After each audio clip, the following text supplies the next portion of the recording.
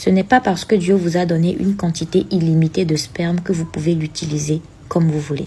Un docteur, un gynécologue, un spécialiste de la fertilité a inséminé plus de 100 femmes avec sa propre semence alors qu'il était censé les inséminer avec la semence de leur mari. Tout ceci se passe dans la même ville. Donc, des enfants qui ne savent pas qu'ils sont du même père se sont mariés entre eux et ça a causé quoi? De la consanguinité. Pour ceux qui ne comprennent pas la consanguinité, allez chercher s'il vous plaît. Et encore, l'exemple que je viens de vous narrer là n'est pas le seul cas dans le monde. Nous étions dans un live la dernière fois et un jeune homme est monté pour essayer de prouver, je ne sais pas ce qu'il voulait prouver, les hommes sont supérieurs aux femmes, je ne sais pas, que les hommes peuvent enceinter plus de 100 femmes dans l'année, mais la femme ne peut tomber enceinte qu'une seule fois dans l'année. Et donc, les hommes, eux, machin, je ne sais pas.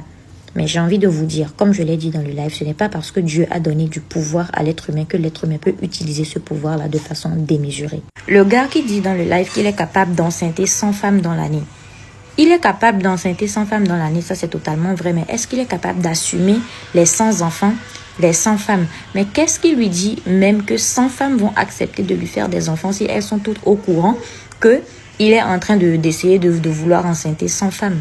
Telle est la question. C'est très facile de faire ce qu'on veut faire parce qu'on en a le pouvoir, mais est-ce qu'on est capable d'assumer nos décisions, nos choix, nos actions?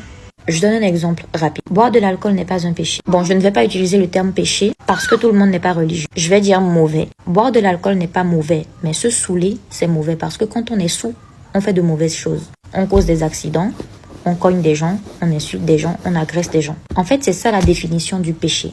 Un pécheur, c'est une personne qui n'est pas disciplinée. En réalité, la discipline est le vrai secret de la Bible. C'est quoi la définition de la discipline elle-même? La discipline, c'est faire ce que tu dois faire même quand tu n'as pas envie de le faire. La discipline, c'est éviter de faire ce que tu ne dois pas faire même quand tu as envie de le faire. Se mettre en colère n'est pas un péché. Ce n'est pas mal. C'est ce que tu fais quand tu es en colère qui est le problème. Quand on est en colère, on offense des gens, on insulte, on attaque des gens, on agresse, on tue, on trahit. La colère est une émotion et nous les humains, nous ne sommes pas des robots.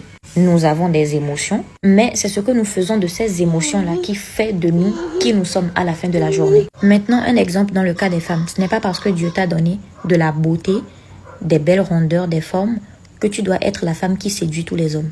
Devenir une séductrice, séduire des hommes pour leur extirper de l'argent, ou encore exposer son corps. J'ouvre une parenthèse pour parler d'un sujet, toujours dans le même contexte, de l'habillement. Nous les femmes, en fait, nous oublions que nous sommes dans une société où la femme est sexualisée.